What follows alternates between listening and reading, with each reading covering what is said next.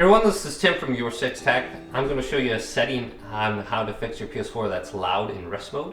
So we can go to settings right here and scroll on down, and we want to go to where it says power saving settings, and then go to set features available in rest mode. And I've noticed if you have this setting turned on, it's called supply power to USB ports. When you have your PlayStation 4 in rest mode, having this turned to 3 hours seems like it makes it very loud. So I'll just go to turn off, and you won't really hear your PlayStation 4 all that much now. But the drawback is if you're trying to charge your controller while it's in rest mode, well, the USB power ports are going to be turned off, so you won't be able to charge it from there.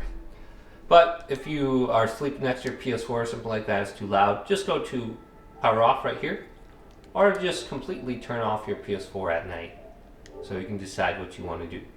But hopefully this quick little video did indeed help you out. If it did, leave it a big thumbs up and subscribe to my channel down below for more tech out videos coming up next on Your 6 Tech.